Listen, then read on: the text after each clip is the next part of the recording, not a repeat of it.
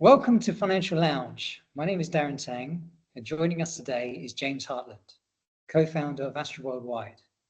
James will be sharing insights into the recent UK budget. So before we get into it, what's your story? Well, as you know, I'm one of the founders of Astra Worldwide. And at the moment, as you're aware, we're going through a bit of a growth phase as we expand our operations and the services that we offer to clients in predominantly Europe, the Middle East, especially the GCC countries, and also Asia. So at the moment, the world is going through a lot of change, and we feel that Astra Worldwide is ideally placed due to the experience that we have on board to look after, international clients and expats wherever they are in jurisdictions. And I've had a long history of both sort of coaching and working as a financial advisor, helping people with things like, relocation, investing, tax planning, inheritance tax, and trying to make sense of this complicated world that we live in. And as you know, every day, at the moment, we've got the US election today, and how that affects our clients. As you know, we're going to be doing a podcast we're going to do a webinar on that soon. And a week or so ago, we had the UK budget. So there are some momentous events going on in the world, and sometimes it's difficult for our clients, to decipher how this affects them, in their future plans and investments. So, I've probably spent the best part of the last 30 or 40 years in this space, as it were. Absolutely. And just a note, if you actually want to go onto the website, you can find out loads of information about Astra Worldwide on www.astraworldwide.com. So thanks, James. Now, let's dive into finances. Can you give a brief summary? You mentioned about the budget, how this affects UK expats and expats with UK pensions. Okay, well, that's a good question, a good place to start, because the budget, as we know, was a fairly momentous occasion. I believe it was the first Labour budget in 14 years. And there's obviously a big difference between, Labour budgets and Conservative budgets. And this budget also had to fill the void that the Conservative government had left, due to COVID and all the other areas of mismanagement. So there are many changes there. The big changes probably are not something that expats are necessarily going to be aware of, but yet there's a lot of information in the budget which will definitely affect expats, whether it be if you're a property investor in the UK, if you have a pension in the UK, if you're getting on in life and you're thinking about inheritance tax and estate planning. There were many changes in the budget which will come into effect in the next, well, some of them are going to come into effect in April of next year. Some of them will take longer. But, the writing is on the wall. The UK, which used to be a very tax-friendly environment, not just for expats, for international people who live there, is changing. And I think it's important for us to help clients understand these changes and to work with them, to prepare themselves for whether they're going to go back to the UK or whether they stay abroad. And the changes in the budget don't also affect just British nationals as well. They affect any expats who have also worked in the UK. So if you're a Czech or you're an Asian or an Arab and you've lived and worked in the UK, as many do, and you've got a pension there, these changes in the budget will also affect you as well. Mm-hmm. Yeah, and you touched on the tax raising. Yeah, I understand it's the largest tax raising budget since 1993. You're right. There are significant, tax increases across, both income tax, capital gains tax, and also national insurance. Probably that's not really what we want to focus on at the moment. We want to focus on how it's going to affect, our clients, because obviously 95% of the budget really relates to people who are living and working in the UK, and that's not really our target market. Yeah, so we're going to focus on the expats mainly. Now, how do you see the budget affecting the property market in the UK for investors? I think, again, this is just another sort of step on the journey of making property probably less attractive for not only UK expats, but international investors. So we can see things like stamp duty, capital gains tax, all these taxes going up, plus not only that, but if you're a landlord in the UK, the changes in regard to the rules with regard to, renting and the rights that tenants get. The picture for UK property for international investors and expats is completely different to what it was 15 or 20 years ago. So as we know, in the old days, if you were an expat or an international investor, you could invest in UK property. And basically, you could pretty much sell it free of any capital gains tax. You could pass it on also pretty much free of inheritance tax. And the only taxes you probably paid were on the income from the rents that you generated. So the UK, 15 or 20 years ago, I think we can undoubtedly say was probably one of the best markets for not only expats, but international investors as well. And that's borne out by the number of people who bought in places like London and other jurisdictions. But this budget only really accelerates the changes that have happened over the last decade, which now really make the UK property market no more appealing than any other market in Europe or other parts of the world. So, and if we think that the UK economy is probably declining because of the changes that we've seen over the last 2 decades, there are probably now a lot more attractive markets to invest into for the international property investor than what the UK was in the past. So I think, in the old days, we would have said it was a no-brainer to invest into the UK property. But because of the changes that are happening now and will continue to happen in the future, it is not such a, it's not a market that you would want to invest in without putting considerable thought into it. I'm not going to say that it's not still for UK expats, the place that they want to be investing into, because, everyone wants to own property in their home country. But it isn't as obvious an investment as it was, 15 or 20 years ago. And we can probably safely say that the kind of returns that people used to generate 10, 15, 20 years ago have gone and will never come back again. So it's likely to be a lot more of a dull market in terms of if you're looking to generate returns. And there are probably lots of better opportunities out there. So, really the budget has just accelerated, a trend that has been happening for over the past decade, which makes the UK property market less attractive to the normal investor. Mm-hmm. Okay, thank you. Now, what about the significant changes to the rules concerning domicile? How does that affect long-term UK expats? Again, this is a really interesting point that we've written articles on and we've been discussing for a few months, because domicile is a legal phrase that basically has existed in the UK for hundreds of years, and it underpinned much of the status in the UK in terms of how people were taxed and many other things. So when you remove something like domicile, there are lots of repercussions, which I think it's fair to say perhaps, the politicians who are involved in making these changes haven't really thought about. So the headline news, I guess, if you're in the UK, is that why are they doing this?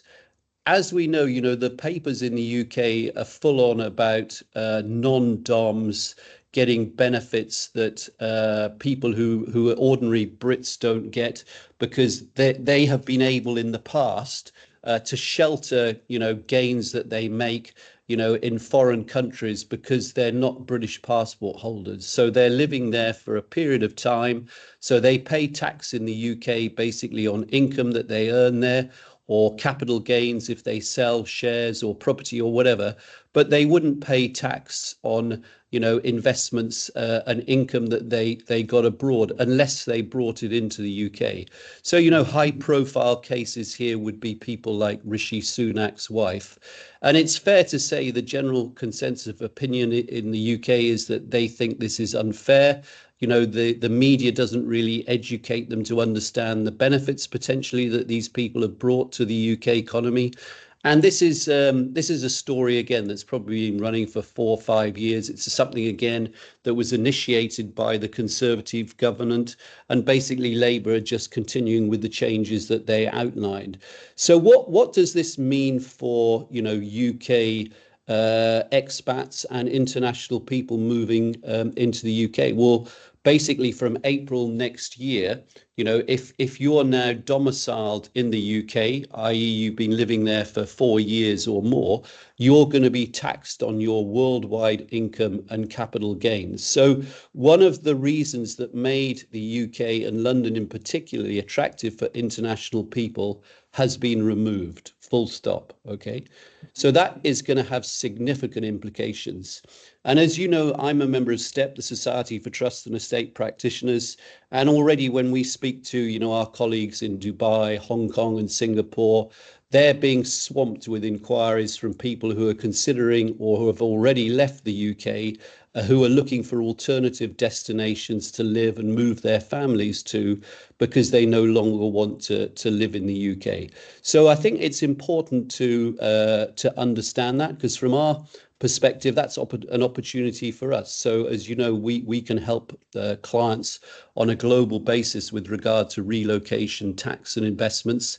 And there's no doubt that, a lot of people have left and will continue to leave the UK, which again is to the detriment of basically the economy in the UK. The other side of the coin is that the government obviously hopes it'll generate more revenue from those who don't want to leave the UK, and they're going to be paying tax on income abroad that they wouldn't have previously paid tax on, and also capital gains tax. But it's also the fact that by removing the non-dom status or the domicile status, it also affects long-term Brits who have lived outside of the UK for more than 10 years.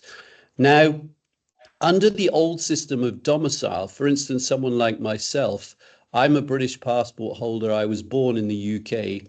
And even if I never go back and live in the UK, my beneficiaries would always pay inheritance tax on my worldwide estate, because I would never lose my domicile of the UK.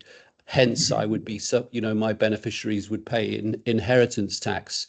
But under the changes which are outlined, and which basically the recent budget have confirmed will happen from April of next year, that all changes. So when they remove the domicile status, what that means for long-term expats, like me, who have lived outside of the UK for more than 10 years, and there are probably hundreds of thousands of us, is that I've we lived now no outside the UK. longer, yeah, I'm we Czech now, Republic for 16 years. yeah, so we now no longer fall into that arrangement where if we don't return to the UK and we die outside of the UK, our beneficiaries will not need to pay inheritance tax in the UK. Now, that's a significant change, which I don't think the government have understood, that they're actually going to lose again hundreds of thousands or millions in inheritance tax from which they would have otherwise received from people like us. And I'm pretty sure they have. So not a great outlook for the UK economy then.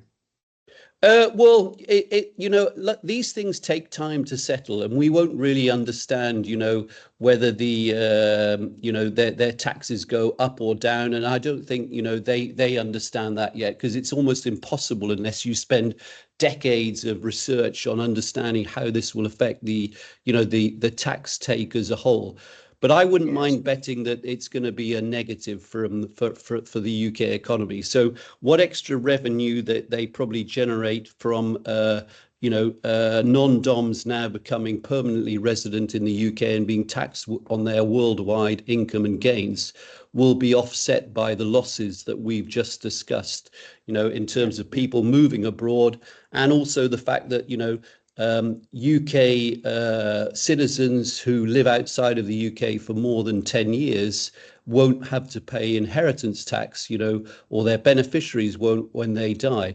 And the other thing as well is again, for those expats who are listening, who have been outside of the UK for more than 10 years, but perhaps still ultimately think that they want to return and retire to the UK, this represents a unique opportunity for them to take advice from people like ourselves and make sure they shelter some of their assets before they go back to the UK, so that they don't fall into that tax trap in the UK with regard to inheritance tax again. And there are many ways that we can help clients with that. Yeah, so it's worth noting that you give a 30-minute free consultation. Exactly. So if people want to have a coaching session with me as to how I can help them with their finances, then Yeah, I love that's that. right. Coaching. Yeah. Yeah, absolutely. Yeah, so my last question. So with the new Labour government and the current large deficit, how will this affect UK from an investment perspective with regards to property and funds in the UK? So in terms of property, I think we pretty much covered that. I've Yeah, we have. given my Yeah, thoughts on the property market, and yeah, I would say that unless you're a Brit and you're outside of the UK for a short period of time, or maybe even a medium period of time, you probably want to buy a house or an investment in the UK property market just to have a foot on the ladder. But for other people who in the past invested in the UK, even if they had nothing to do with it, I think the UK has become an unattractive market for those looking at it from purely an investment perspective. In terms of the economy and from an investment perspective, obviously, as you know, we have our own investment manager in the company, Don Valdez, who writes regular reports on the markets, and was recently chatting with various fund managers in Madrid at one of those education events that he attended there. But I think it's fair to say that the UK market isn't necessarily at the foremost in people's minds when it comes to places to invest, because of the uncertainty that there is there. So while the UK has many incredible little blue chip multinational companies that generate a significant percentage of their revenue from outside of the UK, those companies will always be probably good safe bets. But in terms of actually investing into the UK economy, even though it's underperformed most of the global markets, in particular the US, it wouldn't be a priority in our portfolios regarding equity or fund investments. If you're looking for income, the bond market or gilt market in the UK now may represent value. So if we think that interest rates will fall further in the UK, which we believe that they possibly will, as long as the outcome of this budget isn't worse than people maybe expect. And at the moment, the financial markets are looking at the budget, and I think they're fairly comfortable with it compared to the budgets of the past with Liz Truss, where she had to reverse all her decisions because the financial markets just told her pretty much what everyone knew, that she was making a massive mistake. So I yeah. think. That didn't go down well. Like Yeah, a so lead I think balloon. the UK economy will probably continue to do well, and there are probably some good investment opportunities, but I think it's fair to say that there are probably better opportunities in other parts of the world. So it's probably not going to be one of the top markets that we're looking to invest into, but there will always be pockets of excellence in the UK. And as I say, if interest rates continue to fall, so for those investors who are looking for a stable return in sterling and aren't worried about whether the sterling falls in value, probably if you're looking for sort of steady returns, investing into sterling bonds or gilts, or those kind of funds is probably going to give you pretty steady and nice returns. Thank you. Yes, so thank you, James, for sharing your insights, and thank you everyone for listening in. Until the next time, goodbye from Financial Lounge.